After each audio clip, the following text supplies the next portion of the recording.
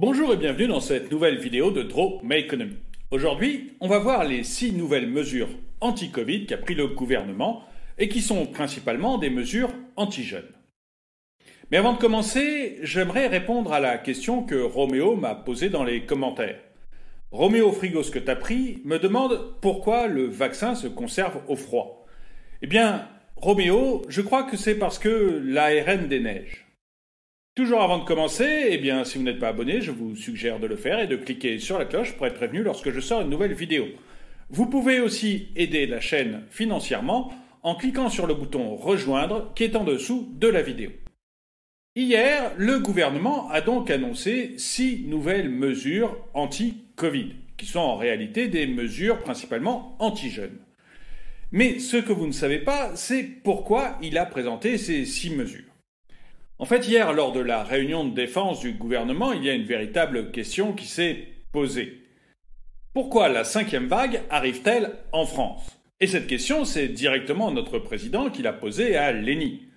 Lénifiant, il a toujours dit qu'avec la vaccination, il n'y aurait pas de recrudescence du Covid-19, que c'était finalement la meilleure solution pour se protéger. Et aujourd'hui, on a 77% de la population française qui est vaccinée. Et malgré tout, il y a une recrudescence de l'épidémie. Léni, lui, a été très ennuyé pour répondre à cette question. En fait, si la vaccination semble protéger des cas graves, elle ne semble pas être très efficace contre la propagation du virus. Et Léni, qui s'était beaucoup engagé là-dessus, sent bien que ces dernières heures à la tête de la vaccination en France semblent sonner. Du coup, le haut fonctionnaire tente quand même de garder sa place. Et pour ça, il doit montrer qu'il agit.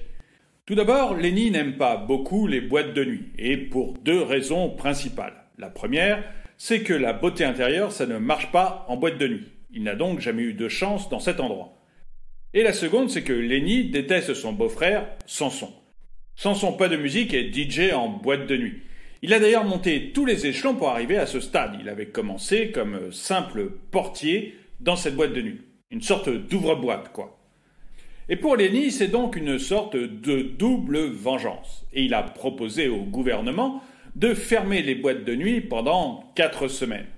Alors il y a bien eu quelques réactions dans le gouvernement. On lui a dit que si les jeunes ne se regroupaient pas en boîte de nuit, eh bien ils iraient tout simplement se regrouper les uns chez les autres, et qu'ils feraient la fête dans des appartements privés. Bref, les jeunes continueraient à faire la fête, sauf qu'ils ne seraient pas surveillés par des gérants de boîtes de nuit et pas contrôlés par le pass sanitaire. Mais Léni affirme que les boîtes de nuit sont un haut lieu de transmission du virus et qu'il faut donc les fermer. Le gouvernement acte la fermeture des boîtes de nuit et demande à Léni s'il y a d'autres choses à faire. Léni, au fond de lui, il a bien compris que tout cela ne servait pas à grand-chose, que la 5e vague était là et qu'elle continuerait à grandir, puis à rebaisser naturellement. Mais les différentes mesures qu'il pourra proposer lui permettront au moins de gagner du temps et de garder son poste. En fait, tout son espoir, c'est qu'un grand labo trouve enfin un vaccin ou un médicament qui marche sur l'ensemble du virus et sur toutes les mutations. Mais pour l'instant, la recherche n'est pas au top. Il avait eu un espoir il y a quelque temps, on avait testé un nouveau vaccin sur des cochons, mais en fait le résultat n'avait pas été formidable. En fait, les cochons avaient eu des ailes qui s'étaient mises à pousser. C'était devenu des aéroports, quoi. Bref, Léni doit pallier au plus pressé pour pouvoir garder son poste. Il propose donc une seconde mesure. Il a vu que le virus se transmettait énormément par les enfants. Et du coup, il demande à ce que l'on renforce les protocoles sanitaires dans les écoles primaires. Ça veut dire obligation du masque à partir du CP, que ce soit à l'intérieur ou à l'extérieur. Les enfants joueront en récréation avec un masque. Et limitation des sports pratiqués en intérieur. Ça veut dire aussi une nouvelle organisation pour la cantine. Sur sa lancée, Léni propose aussi à ce que l'on vaccine les 5-11 ans. Le second conseiller du président, béni soit-il, fait remarquer qu'il n'y a aucun enfant atteint gravement de Covid-19 dans les statistiques, et que du coup, les vacciner est assez peu intéressant. Lenny lui répond qu'effectivement c'est le cas, mais que ces enfants peuvent transmettre le virus à leurs grands-parents. Benny fait alors remarquer que le plus simple serait peut-être du coup de vacciner les grands-parents plutôt que les enfants. Et que du reste, une grande majorité de la population est contre la vaccination des enfants. D'après la dernière enquête qu'il a vue, plus des 2/3 des parents d'enfants de 6 à 12 ans sont défavorables à la vaccination de leurs enfants. Du coup, Lenny propose que l'on y aille doucement, que l'on dise d'abord que c'est sur la base du volontariat. Puis après, on le mettra sur le pass sanitaire et on dira que pour garder leur pass sanitaire, les enfants de 5 à 11 ans doivent être vaccinés. Ainsi, on n'oblige personne, un peu comme pour les adultes. La proposition de Lenny passe et on décide de faire une pause. Lenny sent bien que les choses sont tendues et que ces mesures qu'il a proposées, la vaccination des enfants, les protocoles sanitaires renforcés et la fermeture des boîtes de nuit pendant 4 semaines ne vont pas suffire. Il faut qu'il trouve autre chose. Pour trouver l'inspiration, il va s'asseoir sur un banc au bord de l'étang.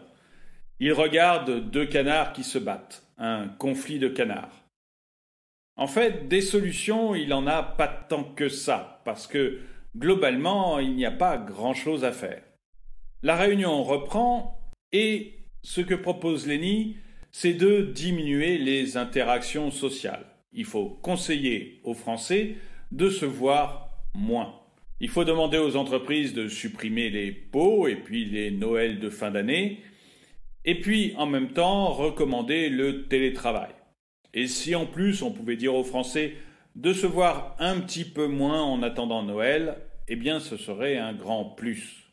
Mais Lenny voit bien que même le Premier ministre et le Président sont sceptiques devant l'efficacité de telles mesures.